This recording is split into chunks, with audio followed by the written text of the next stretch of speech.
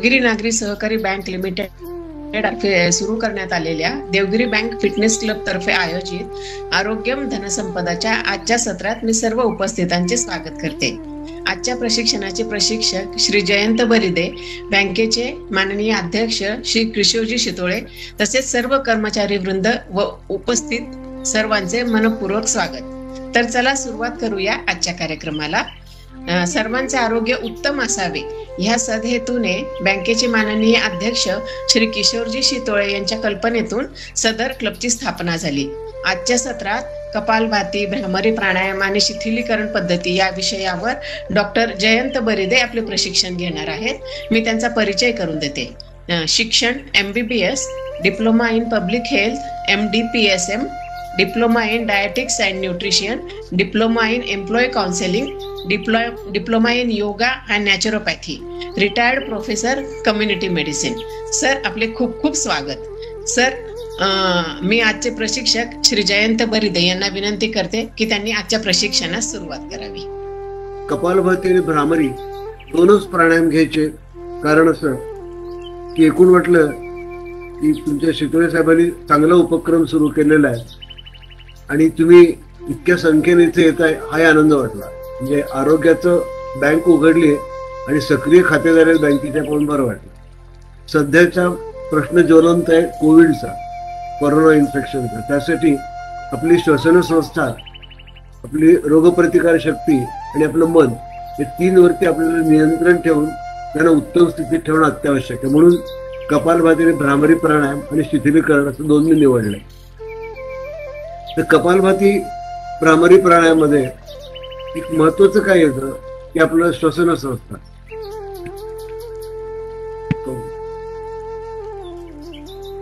आपला ऊर्ध्व श्वसन मार्ग नाकाचा दिसतोय, थोडक्यात सांगायचा प्रयत्न करतो। हे टाळूचं हाड आहे, आपलं ही जीभ आहे, तोंड आहे इथे, आणि वर हे नाकाचं श्वसन मार्ग आहे। या श्वसन मार्गाची रचना अशी उत्तम केलेली आहे की हवा गाळली जाते, ओली केली जाते, गरम केली जाते आणि मग त्यात शुद्ध हवा श्वास नलिकेतून आपल्या फुफ्फुसांकडे जाते।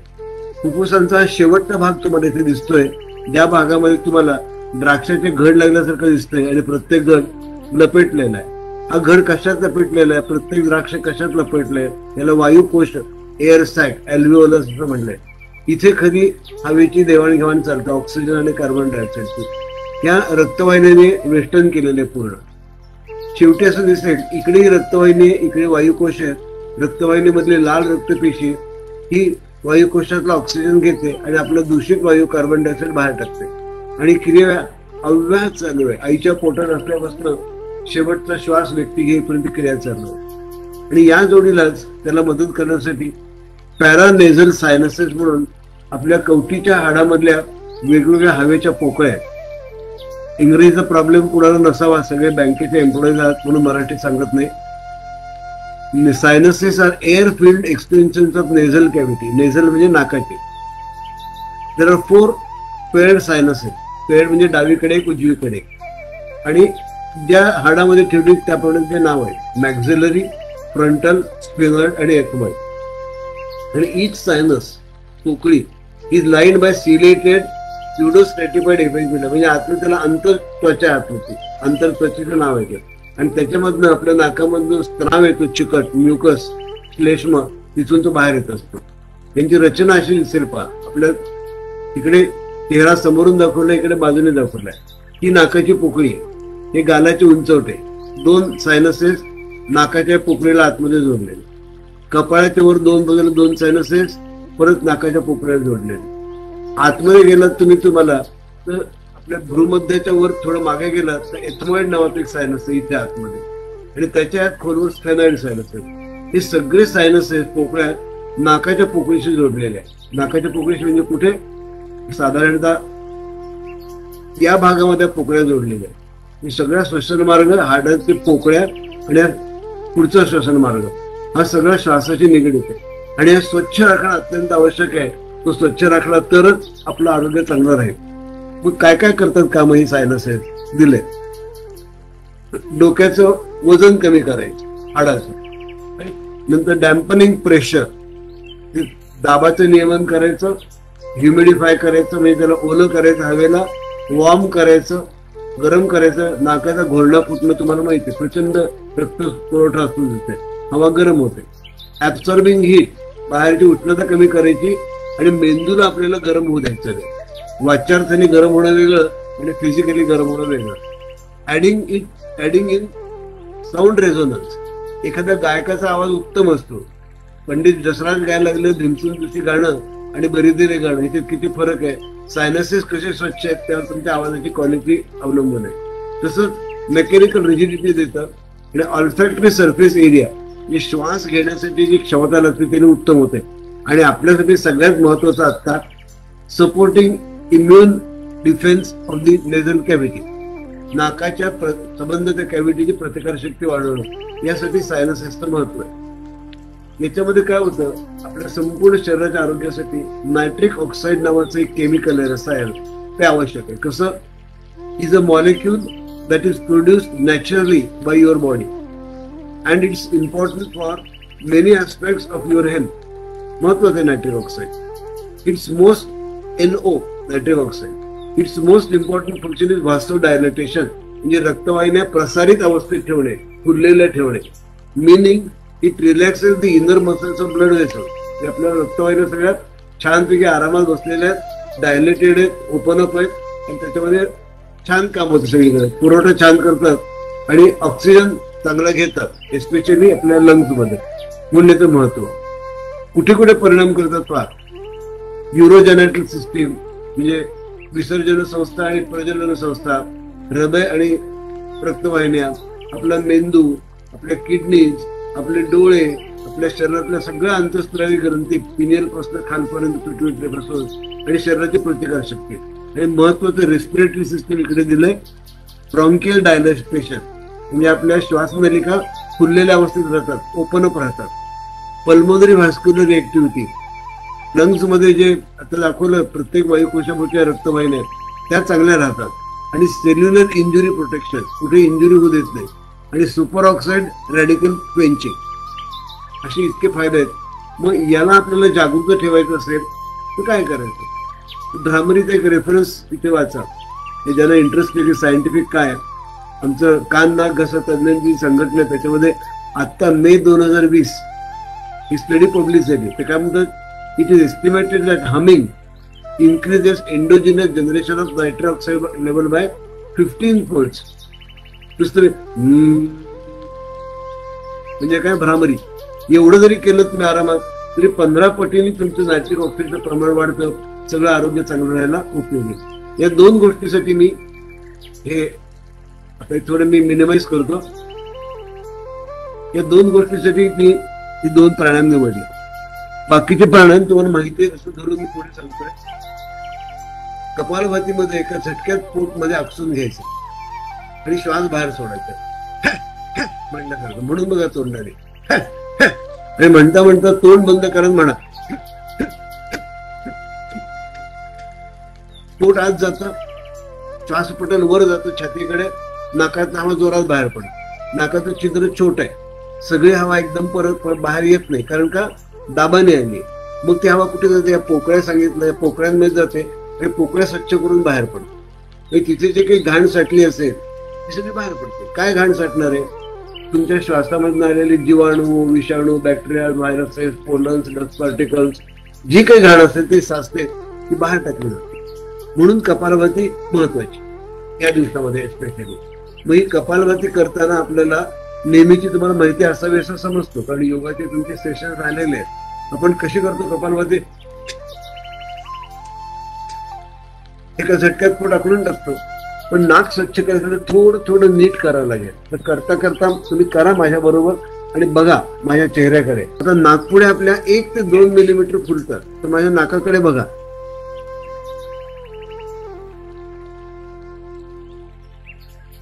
फुलून बघा आपापल्या नाकपुडे. एकूण 1 ते 2 मिलीमीटर नाकपुड्या फुलतात. त्या नाकपुड्या फुललेल्याच ठेवायच्या आणि मग नेहमीच्या कपालभातीचा आवाज. नाकपुड्या फुलल्यावर, नाकपुड्या अशा फुलल्या की हवा एकदम बाहेर पडते. सगळ्या बाजूचं जे काही चिकटलं असेल ते घेऊन सायनसेसचे ओपनिंग नाकामधले स्वच्छ होतात. याला इकडे सायनस व्यक्त करते. पहिला प्रकार हा नाकपुड्या फुलून,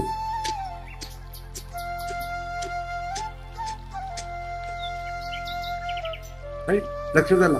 दुसरा प्रकार नाकाचा शेंडा खाली ओढायचा, खाली ताणायचा, म्हणून की नाक धरून ओढले कोणी असं आपलं. रामायण सिरियल मधला तुम्ही अंगद बघितलं असेल, अंगद त्या अंगदासारखं तोंड करेल असं. ओठ मध्ये घेतला, दोन्ही ओठ मध्ये घेतले,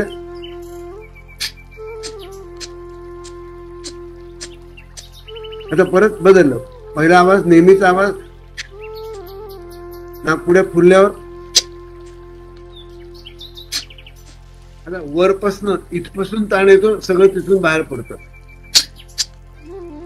तिसऱ्या प्रकारात काय करायचं, ह्या नाकाचा शेंडा वर ओढायचा, म्हणजे तुमचा प्रेशर कुठे या ठिकाणी प्रेशर येईल आणि इथल्या सायनसेस मधून बाहेर पडेल सगळं असं.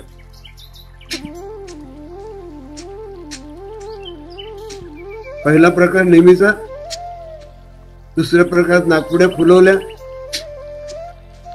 तिसऱ्या प्रकारात नाकाचा शेंडा खाली ओढला. चौथ्या प्रकारात नाकाचा शेंडा वर ओढला, नाकपुड्या फुललेल्या ठेवल्या. पाचव्या प्रकारात अंगठ्याने उजवी नाकपुडी बंद केली आणि डाव्या नाकपुडीने नाकपुडी फुलवून केलं. इडा पिंगला म्हणतात, सिंपथेटिक पॅरासिम्पथेटिक नर्वस सिस्टीम, ती इडा तुम्ही स्वच्छ करताय. मग करायला पाहिजे हाताने, कळण्यासाठी डाव्या अंगठ्याने बंद करतोय. डावी नाकपुडी बंद केली, उजवीकडून केलं. तुमची पिंगला ती कामाला आली. अशा प्रकारे केलं तुम्ही कपालभाती, तर नाकाची स्वच्छता, सायनसची स्वच्छता आपसूक मिळते आणि पुढे आरोग्य चांगलं राहायला मदत होते. त्याशिवाय सांताक्रूजच्या योग केंद्राने आणखी एक वेगळा प्रकार काढलाय, जो कपालभातीत मोडत नाही, परंतु सध्या आवश्यक आहे. माझा गळा आणि छाती तुम्हाला दिसते, वरचा भाग. गळा आणि छाती वापरून श्वास बाहेर टाकायचा, शिंकल्यासारखं.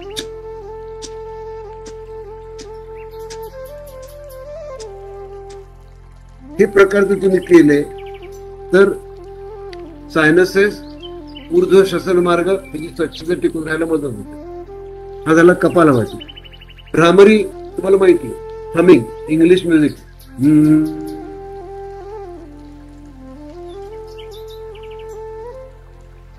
करायचं काय, श्वास तोडताना भुंगा गुणगुणल्यासारखा आवाज काढायचा. याने काय होणार आहे, ते नायट्रिक ऑक्साईड आता दाखवलं, ते 15 पटीने जास्त मिळणार आहे आणि आरोग्य छान राहणार आहे. बाकीचे अनेक फायदे आहेत, त्याबद्दल आता बोलत नाही. हे करताना दाढा एकमेकांकडे, समोरच्या दातात बारीक शिफट, असा एक आडवा कागद पास करता येईल शिफट, म्हणजे हा रेझोनन्स वाढतो. आणि मस्तकात कंपनं घुमवता येतात, गळ्यामध्ये कंपनं डिरेक्ट करता येतात, छातीमध्ये करता येतात, पोटात करता येतात. 4 प्रकार आहेत. याला शिकवायला बराच वेळ लागतो, पण केवळ एक काय म्हणायचं प्रात्यक्षिक म्हणजे दाखवतो. जिभेचा शेंडा वरच्या दातांना लावा, असा वर शेंडा, तोंड बंद करा आणि रुसलेल्या मुलासारखं बसा आणि मग सुरू करा भ्रामरी. जिभेचा शेंडा वर दाबलाय आणि मग भ्रामरी करताय.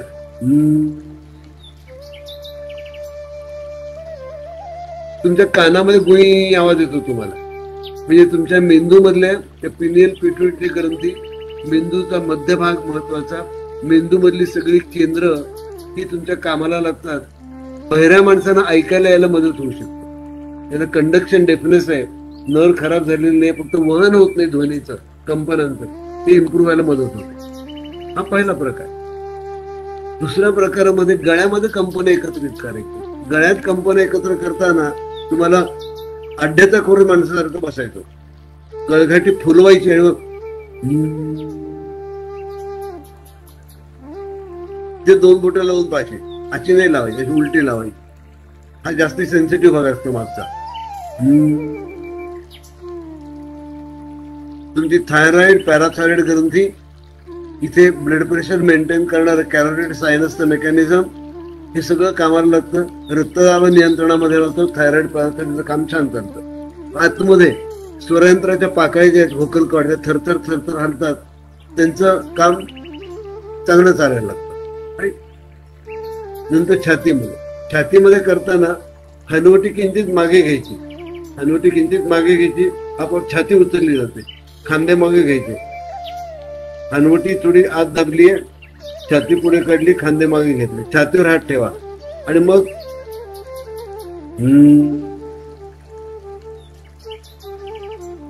श्वास सोडताना भ्रामरी करा.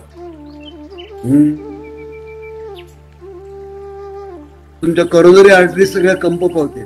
करोनरी सर्क्युलेशन, हृदय रोहिण्यामधलं रक्ताभिसरण उत्तम राहायला मदत होते. फुफ्फुसांचे सगळे वायुकोश फुलतात. त्या भ्रामरीचा परिणाम त्या रक्तवाहिन्यावरती वरती जातो, वायुकोशावरच्या त्या फुललेल्या राहतात. ऑक्सिजन भरपूर आतमध्ये येतो रक्तामध्ये, कार्बन डायऑक्साईड सगळा बाहेर टाकला जातो आणि आरोग्य सुधारतं. असं छातीमध्ये एक थायमस नावाची ग्रंथी आहे, रोगप्रतिकार शक्ती येणारी, ती पण कामाला लागते. चौथ्या प्रकारामध्ये आपण म्हणजे पंडित जसराज म्हणायचे आणि त्यांच्यासारखी नक्कल करायची.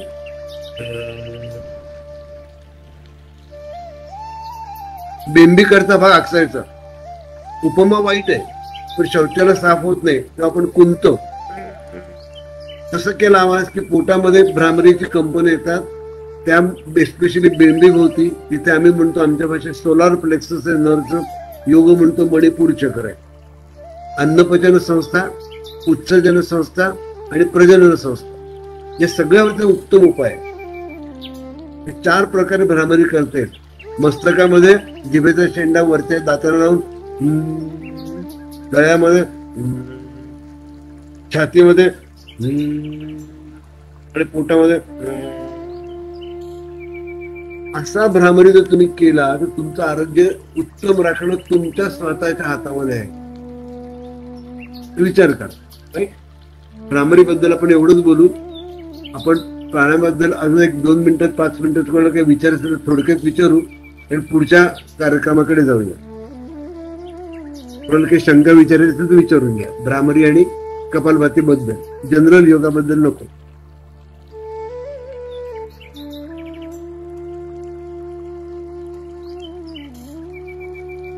ओके, बहुतेक कोणाला काही दिसत नाही विचारायचं. आपण आता पुढच्या भागाकडे जाऊया. परत थोडस स्टेरिंग बघतो माझ्याकडे. तुम्हाला ते लक्षात येणार कुठे गेले. ओके, बंद करून टाकले, हरकत नाही. मी दिसतोय ना तुम्हाला? सर तुम्ही ते हे जे ना ओपन केले, आता विंडो ती क्लोज केली का मग दिसत नाही सध्या. ही विंडो शेअरिंग झालंय परत ते पीपीटी. म्हणजे पीपीटी स्क्रीन ओपन झाली.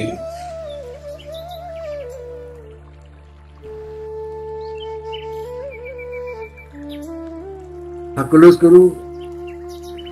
पीपीटी स्क्रीन ओपन झाली आहे. टॉप शेअरिंग केलं, आता दिसतंय का? ओके. ती पीपीटी मला सापडत नाही गेली, पण तोंडी सांगतो. ध्यानधारणा आपण मनशांतीसाठी करतो. मनशांतीमध्ये काय अपेक्षित आहे? तुमचं लक्ष, तुमची जाणीव एका ठिकाणी केंद्रित पाहिजे. जाणीव म्हणजे काय? योगाचा खरा उद्देश आहे तुमच्या चैतन्याच्या जाणीव अत्यंत उच्च स्तरावर नेणं. चैतन्य म्हणजे काय? चेतना. मी हालचाल करतोय, मी तुमच्याशी बोलतोय, तुम्ही ऐकताय, माझ्या ऐकण्यावरती, बोलण्यावरती विचार करताय, हे सगळं चैतन्य झालं. माहितीचं एकत्रीकरण, विश्लेषण, समजणं आणि त्याबरोबर काम करणं म्हणजे चैतन्य थोडक्यामध्ये. बाकी योगामधल्या व्याख्या बऱ्याच अवघड आहेत, आपल्याला सर्वसाधारण लोकांना कळायला व्याख्या उत्तम आहे. आपण चैतन्याची देवाणघेवाण करतो. पण ही देवाणघेवाण कशी होते? मी भिंतीशी बोलतो आता, मला कोणाचे चेहरे दिसत नाही, पण मी काय समजतोय मनामध्ये की प्रत्येक जण अगदी मनपूर्वक ऐकतोय, ते समजून घेतोय. नाही शंका आली तर ती टिपून ठेवतोय किंवा मनात लक्षात ठेवतोय, नंतर शंका विचारणार आहे. आणि तुम्ही करताय, मी सांगितलं जिभेचा शेंडा वर लावा, तुम्ही लावलाय असं मी समजतोय. आणि तुम्ही करणाऱ्याला तुम्हाला जाणवतंय की मी जिभेचा शेंडा वरच्या जाताना लावलेला आहे, त्यामुळे माझ्या ओठांभोवती थोडा ताण आलाय, गळ्याच्या खाली इकडे थोडा ताण आलाय आणि करताना मला कंपन सगळीकडे लक्षात येत आहे. याला म्हणणे जाणीव. ही चैतन्याची जाणीव म्हणजे तुमच्या कृतीचं अंडरस्टँडिंग, परसेप्शन हाय लेवलला झालं की जाणीव आहे. ती जाणीव कधी वाढणार आहे? मन तुमचं शांत असेल तर. मग मनाला शांत करून एकदिशामुख करायचं काम कोण करतं? ध्यानधारणा. ध्यानधारणेमध्ये अनेक प्रकार आहेत. अगदी शवासन, श्वासांची उलटी मोजणी इथपासून त्राटक, अंतर्मौन, अजपाजप, ध्यानाचे वेगवेगळे प्रकार आणि योगनिद्रा. तर त्यातलं सगळ्यात उत्तम आणि कम्फर्टेबल छान योगनिद्रा आहे. योगनिद्रा ही मुंगेरच्या केंद्राने आपल्यासारख्या सर्वसामान्य लोकांपर्यंत पोहोचवली. योगनिद्रेमध्ये तुम्ही प्रचंड गोष्टी कमवू शकता, प्रचंड गोष्टी गमवू शकता. वाईट गमवायचं आणि चांगलं कमवायचंय ते तुम्हाला योगनिद्रा आपसूक होतं. तिने काय म्हणले? विच्छिन्न संकल्प विकल्प मूले निश्चेष निर्मूलित कर्मजाने निरंतर अभ्यास नितांत भद्रा सहा जुंबते योगनी योगनिद्रा. असं म्हणतात प्रत्येक कल्प झाला, प्रत्येक युग झालं की महाविष्णू थकून त्या शेषशाही भगवान म्हणतो समुद्रामध्ये शेषशाही नागाच्या अंथरुणावरती छान पडलेले असतात, झोपून जातात, योगनिद्रेच्या अधीन होतात. कधीपर्यंत? पुढचं माझं काम येईपर्यंत मी झोपणार आहे, पुढचं काम आलं की मी जागवणार आहे, पुढच्या युगात मी जागवणार आहे. तर ते ज्या आनंदाच्या अवस्थेत झोपतात त्याला म्हणजे योगनिद्रा. ज्याच्यामध्ये आपल्याला वाटतं व्यक्ती झोपलेला आहे पण तो कॉन्शियस असतो, सजग असतो, त्याला कळतंय काय चाललंय आजूबाजूला, पण त्याला तो रेस्पॉन्ड करत नाही. तसं योगनिद्रा केली तर आपल्या संवेदना, ज्यांच्यामध्ये ताण येतो, संवेदना दूर जातात. संवेदना दूर गेल्या की तुमचं लक्ष सगळं मनामध्ये राहतं. मग त्या मनाला शांत केलं की मग तुम्ही एकदिशा मुकून एकाग्र होत तुम्ही त्या आत्म्यापर्यंत जाता. त्यासाठी योगनिद्रा सांगितली. मी नेहमी म्हणतो आपण सर्वसाधारण माणसं आहोत, आपण काही फार मोठे योगी किंवा तत्वज्ञ महामुनी नाहीये. मग आपल्याला आपलं आरोग्य चांगलं ठेवायचं तर व्यावहारिक पातळीवरचा उपयोग कसा करून घ्यायचा? मनाचे 4 प्रकार आहेत. म्हणजे योगाप्रमाणे मूढ, क्षिप्त, विक्षिप्त, एकाग्र, निरुद्ध 5 प्रकार आहेत मनाचे. पण आपल्याकडे कॉन्शियस माइंड, सजग मन, सबकॉन्शियस माइंड, अर्धजागृत मन, अनकॉन्शियस माइंड, आज काय दडलं माहित नाही, आणि सुपर कॉन्शियस माइंड. 4 प्रकार आहेत ज्याच्यामध्ये साक्षात्कार होत असते. साक्षात्कारपर्यंत आम्ही नाही जाणार पण आम्ही आमच्या अर्धजागृत मनामध्ये जाऊन त्याला शांत करून त्याला काही शिकू शकतो. त्यासाठी आम्हाला संवेदनांचं भान सोडायचंय, अवयवांचं शरीराचं भान सोडायचंय आणि मग मनाकडे जायचं. हा पहिला भाग फक्त तुमच्याकडनं मी आज करून घेईन. तुम्ही 1 मिनिटभर थांबतो, तुम्ही सोय करा, तुम्ही आपापल्या घरी अंथरुणावर पडायची सोय करा, पाठीवर शांतपणे पडायचं. खाली जमिनीवर पडला हरकत नाही, बेडवर पडला हरकत नाही, सोफावर पडला हरकत नाही. सोफा नको, पण तो असा मोठा सोफा असेल तर ठीक आहे. पाठीवर झोपायचंय. पडा, तो पण वेळ देतो तुम्हाला. देवगिरी नागरी सहकारी बँक लिमिटेड औरंगाबाद पारदर्शकतेसह विश्वासार्ह आणि सर्वोत्तम आर्थिक सेवा देणारी बँक म्हणून सुपरिचित असून सामाजिक उपक्रमातही नेहमी अग्रेसर असते. बँकेने आर्थिक आरोग्यासोबतच शारीरिक आणि मानसिक आरोग्य जपण्यासाठी सामाजिक बांधिलकीच्या भावनेतून सर्वांच्या सुदृढ आणि निरोगी आरोग्यासाठी देवगिरी बँक फिटनेस क्लब हा अभिनव उपक्रम हाती घेतला आहे. सर्वांनी आपल्या आर्थिक उन्नतीसाठी देवगिरी बँकेच्या विविध सुलभ सेवांचा लाभ नक्की घ्यावा. त्यासोबतच आपले आरोग्य उत्तम ठेवण्यासाठी फिटनेस क्लबच्या विविध उपक्रमांमध्ये सुद्धा सहपरिवार सहभागी व्हावे ही आग्रहाची विनंती. चला तर मग देवगिरी बँकेसोबत वाटचाल करूया आर्थिक आणि आरोग्य संपन्न आयुष्याकडे.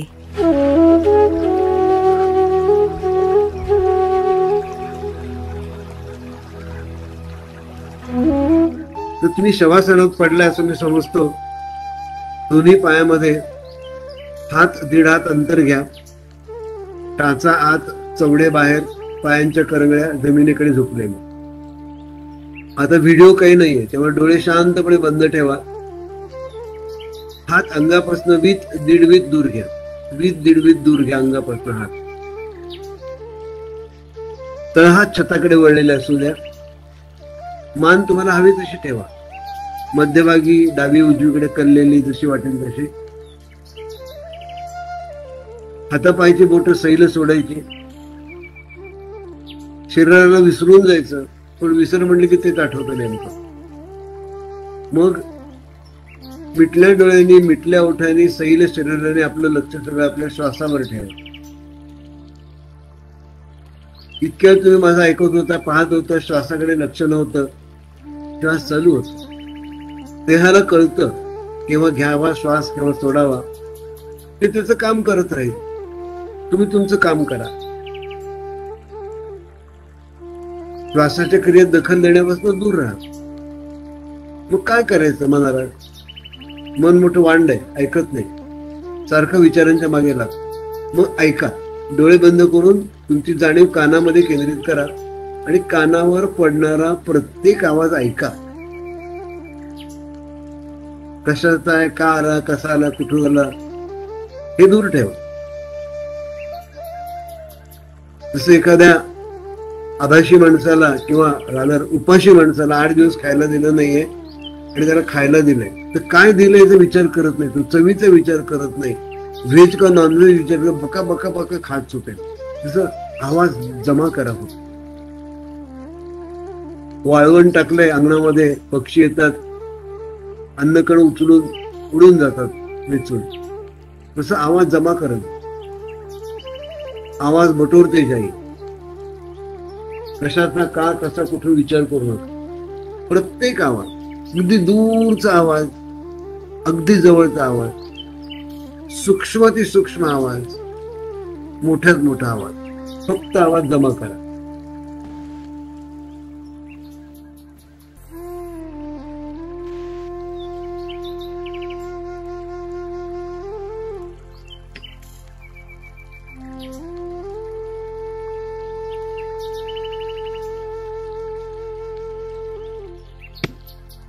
फक्त ध्वनी.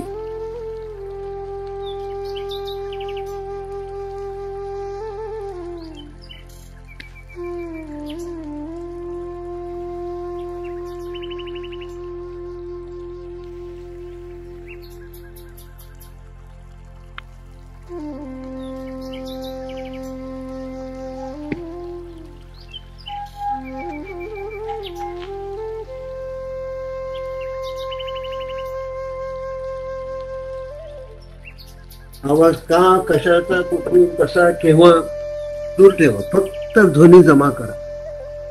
फक्त ध्वनी.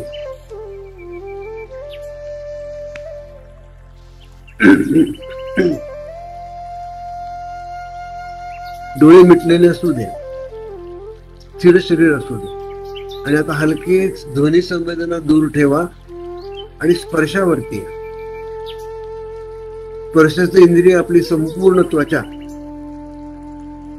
अनावृत त्वचा, चेहऱ्याची, हातापायांची उघडी त्वचा, हवेचा स्पर्श अनुभवा. प्रामुख्यानं गालांची उंचवटे, नाकाचा शेंडा, कानाच्या पाळ्या, हातापायाच्या बोटांची अग्र, अनुभवा स्पर्श, गारवा, उष्णता, जे काय असेल ते. अंगावरचे दागिने असतील, घड्याळाचा पट्टा असेल, बांधलेले गंडेदोरे असतील, त्यांचा स्पर्श अनुभवा.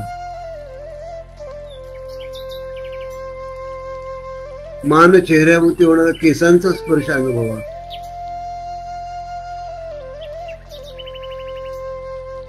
आपलं सगळं अंग झाकणारी बाह्य वस्त्र, त्यांचा स्पर्श अनुभवा. त्या कपड्यांची इतकी सवय झालेली असते की तो स्पर्श आपल्याला जाणवण्या पलीकडे असतो.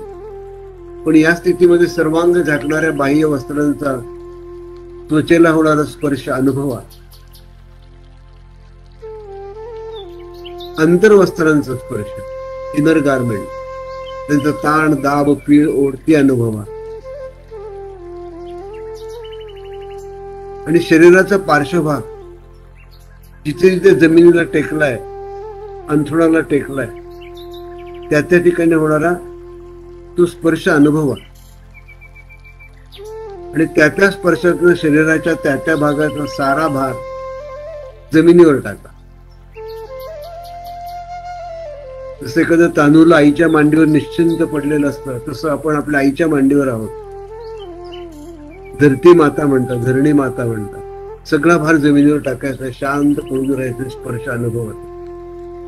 फक्त स्पर्श. आणि मग हलकेच स्पर्शावरून यायचं. जाणीवाचा परी तुला लहान करायचं. स्पर्शावरून यायचं आपल्या मुखामध्ये, मुखातील ओलावा, जिभेवरील गालांकडचा टाळूकडचा ओलावा अनुभवा. तोंडातील स्पर्श अनुभवा. ओठ, गाल, दात, हिरड्या, टाळू, जीभ या साऱ्यांचा एकमेकाला होणारा स्पर्श आणि ओलावा व्यवस्थित अनुभवा. आणि पहा, जिभेवरच्या काही चवी जाणवत आहेत का? कुठली चव तोंडात जाणवते का? अनुभवा. संपूर्ण जाणीव, अवेअरनेस, ध्यान, लक्ष मुखामध्ये. आणि मग जाणीवेचा परी आणखीन छोटा करा. आणि या आपल्या नाकपुड्यांमध्ये शवासनात शांत पडलेलं आहोत. शरीर त्याचं काम करतंय, श्वसन चालू आहे. तर ह्या सहज स्वाभाविक चाललेल्या श्वासाचा नाकपुड्यातला स्पर्श अनुभवा. श्वास आत येताना नाकामधला हवेचा गार स्पर्श, शीतल स्पर्श. आणि उच्छ्वासावेळी श्वास बाहेर पडताना नाकातला उष्ण कोमट स्पर्श अनुभवा. श्वासाचा शीतल स्पर्श नाकाच्या वरच्या 1/3 भागामध्ये, 1/3 एरियामध्ये होतो, नाकाच्या वरच्या. आणि उच्छ्वासाचा उष्ण स्पर्श नाकाच्या शेंड्याकडे, नाकपुड्यामध्ये जाणवतो. श्वास आत येण्यापेक्षा बाहेर पडण्याचा वेळ जास्ती आपला, ते अनुभवा. श्वास आत आल्या आल्या पटकन बाहेर पडत नाही. काही क्षण फुफ्फुसांची हालचाल, बरगड्यांची हालचाल थांबलेली असते. विराम काळ, तो उच्छ्वास बाहेर पडतो.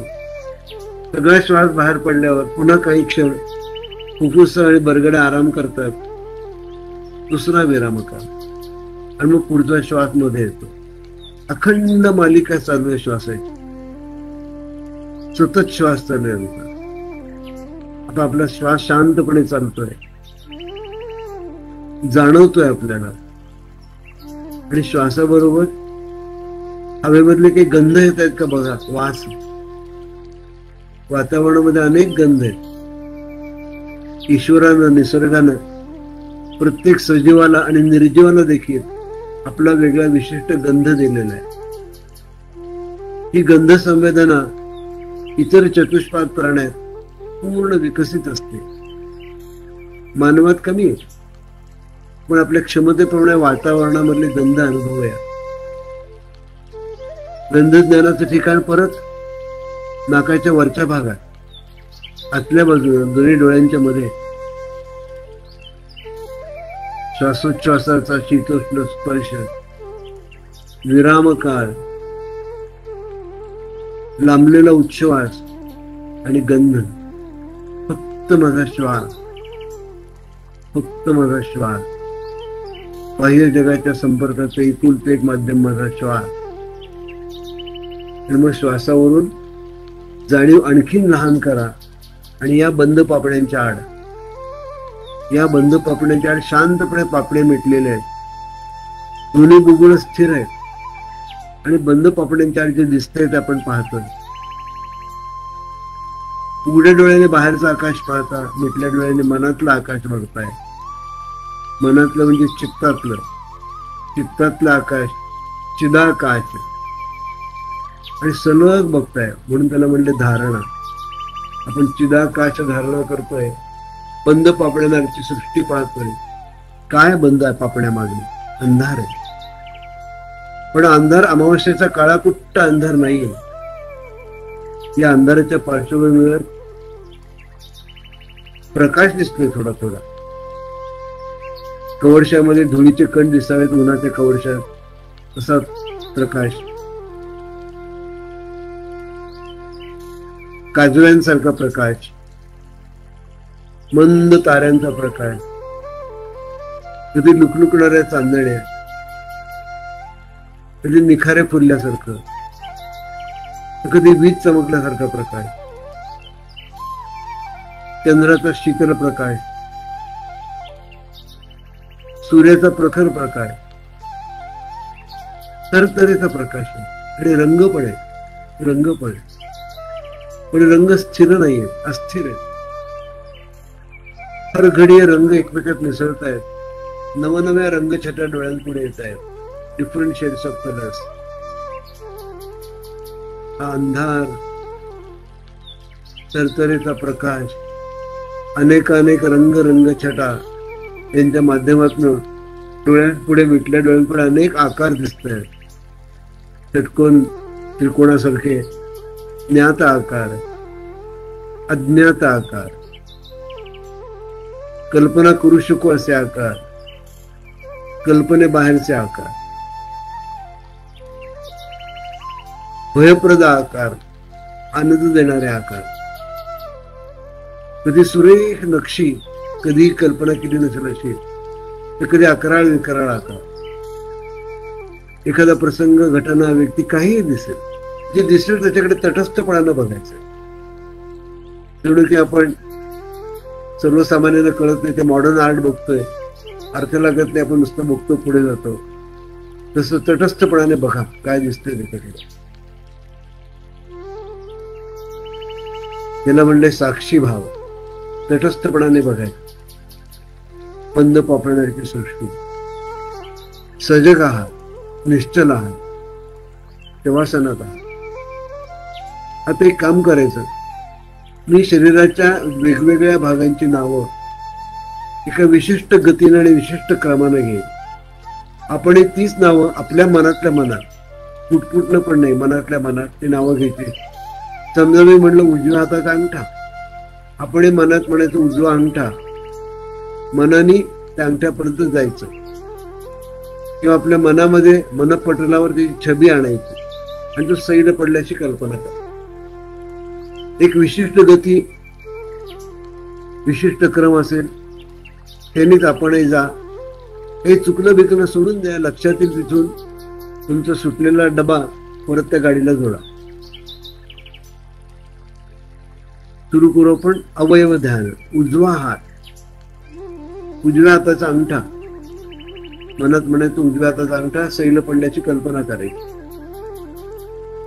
उजव्या हाताची तर्जनी, पहिलं बोट, उजव्या हाताची मध्यमा, मधलं बोट, अनामिका, अंगठी घालायचं बोट, करांगुली, करंगळी, उजव्या हाताची पाची बोट, तळहात, मनगट, भुजा, मनगट ते कोपरा भाग, उजवं कोपर, उजवा बाहू, कोपर ते खांदा हा भाग, उजवा खांदा, उजवी काक, उजवा अंग, खाकेपासून कमरेपर्यंत भाग, कमरेचा उजवा भाग, उजवी बैठक, मांडी, गुडघा, पाय, घोटा, टाच, चवडा, उजव्या पायाचा अंगठा, त्या शेजारील पहिलं बोट, दुसरं, तिसरं, चौथं. संपूर्ण उजवा हात, उजवं अंग, उजवा पाय, सैल शिथिल शांत, ताणविरहित जड पडणे. शरीराच्या डाव्या भागाकडे जाऊ. डावा हात, डाव्या हाताचा अंगठा, तर्जनी, मध्यमा, अनामिका, करांगुली, डाव्या हाताची पाची बोट, तळहात, मनगट, भुजा, कोपर, बाहू, खांदा, खाक, डावं अंग, डावी कंबर, बैठक, मांडी, गुडघा, पाय, घोटा, टाच, चवडा, डाव्या पायाचा अंगठा, त्या शेजारी पहिलं बोट, दुसरं, तिसरं, चौथं बोट, संपूर्ण डावा हात, डावं अंग, डावा पाय सैल शिथिल शांत ताणविरहित जड पडणे. शरीराच्या पार्श्वभागाकडे जाऊ, त्याला होणारा स्पर्श अनुभव. दोन्ही टाचा, दोन्ही पोटऱ्या, दोन्ही मांड्यांचा मध्यभाग, दोन्ही बैठका, कंबर, कमरेचा अधांतरी भाग, पाठीचा उजवा भाग, डावा भाग, सर्व मणके, संपूर्ण पाठ, दोन्ही मळहात, कोपर, दंड, खांद्यांचा पार्श्वभाग, अधांतरी असलेले मानेचे मणके, मस्तकाचा अंथरुणावरील भाग, संपूर्ण शरीराचा पार्श्वभाग, त्याला होणारा स्पर्श आणि त्या स्पर्शातनं आपल्या देहाचा सगळा भार जमिनीवर टाकलेला. शरीराच्या दर्शनी समोरच्या भागाकडे येऊ.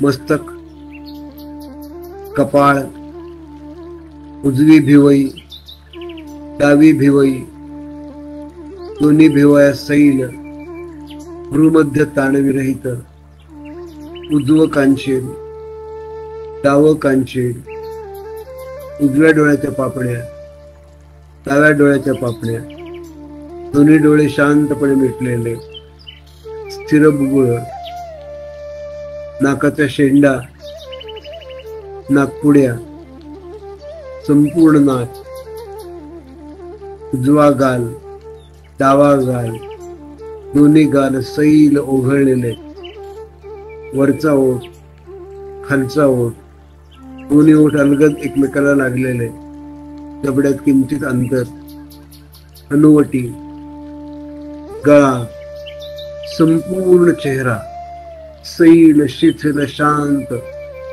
भावविरहित निश्चल चेहरा, छातीचा उजवा भाग, डावा भाग, उरुस्ती छातीचा हाड, संपूर्ण छाती, पोटाचा वरचा मध्य भाग, नाभी प्रदेश, बिंबीकडचा भाग, पोटी पोट, संपूर्ण पोट, संपूर्ण पोट आणि छाती, श्वासासंबंधपणे लयबद्ध वर खाली होणारं पोट आणि छाती, कमरेचा दर्शनी भाग, जननेंद्रिय, मांड्यांचा दर्शनी भाग,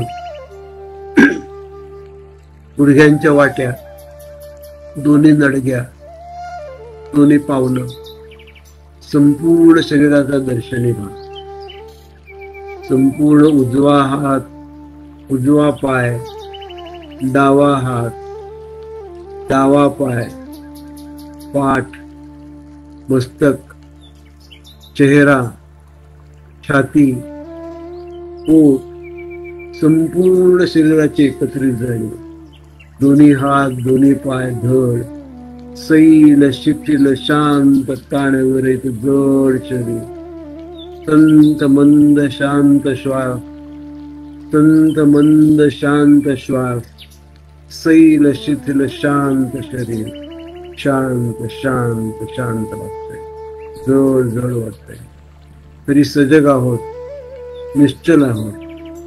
परत आपली जाणीव आता शरीरावरून आपल्या बंद पापण्यांच्या आड आणा. जाणीव बंद पापण्यांच्या आड आणा. अंधार प्रकाश रंगांचे खेळ पहा, ओळखा कशासारखं दिसतंय, आधी पाहिलं होतं का वगैरे. मग या नाकपुड्यांमध्ये नाकाला येणारे वास ओळखा. सकाळची वेळ, चहा चालला असेल घरात, स्वयंपाकाचे वास येत असतील.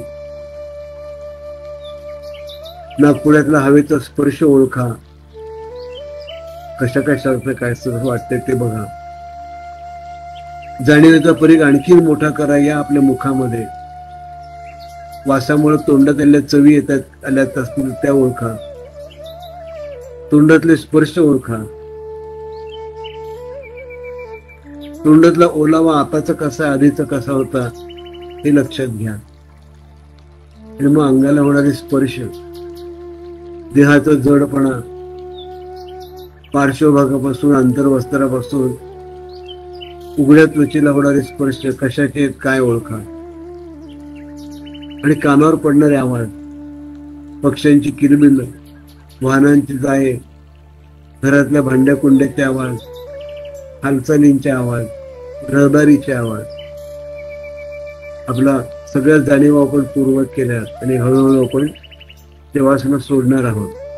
आपण हळूहळू शवासनं सोडतोय अशी मानसिक तयारी करायची. सूचना मिळेपर्यंत पापण्या शांतपणे मिटलेल्याच ठेवायच्या.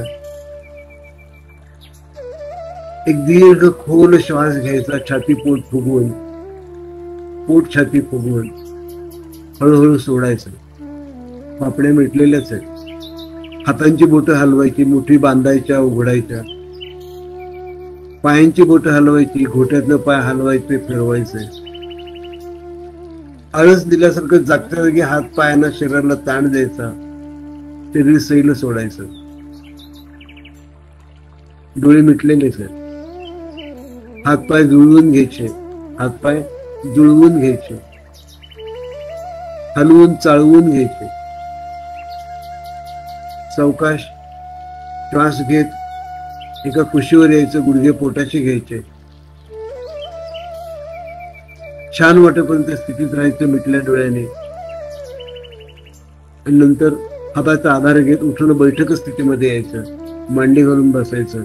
डोळे मिटलेलेच आहे. पुन्हा एक दीर्घ खोल श्वास घ्यायचा, सोडायचा.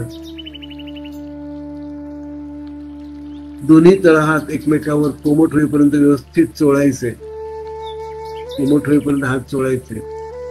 मग तळहाताचा मनगटाकडचा मांसल भाग, बोट नव्हे, तळहाताचा मनगटाकडचा मांसल भाग डोळ्याच्या खोबणीवर ठेवायचा. डोळे दाबाने दाबून धरायचे थोड्या वेळ.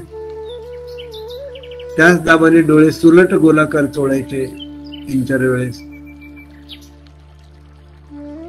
उलट गोलाकार चोळायचे 3-4 वेळेस. आतून बाहेर नाकाकडून कानाकडे चोळायचे. मग बोटांनी डोळे झाकायचे, बोटाने डोळे झाकायचे.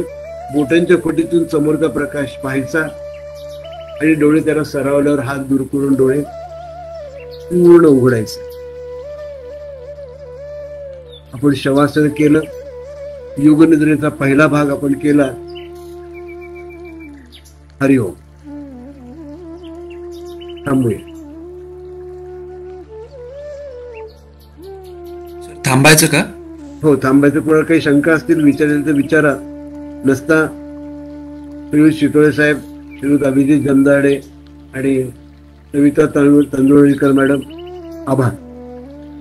निरामयतर्फे तुमचे आभार. धन्यवाद ब्रिगे सर. आपण दिलेल्या अत्यंत उपयुक्त माहितीबद्दल सर्व उपस्थितांचे आभार. तर पुन्हा भेटूया पुढील शुक्रवारी पुढील सत्रात. तोपर्यंत काळजी घ्या, आनंदी राहा, स्वस्थ राहा. धन्यवाद. देवगिरी नागरी सहकारी बँक लिमिटेड औरंगाबाद पारदर्शकतेसह विश्वासार्ह आणि सर्वोत्तम आर्थिक सेवा देणारी बँक म्हणून सुपरिचित असून सामाजिक उपक्रमातही नेहमी अग्रेसर असते.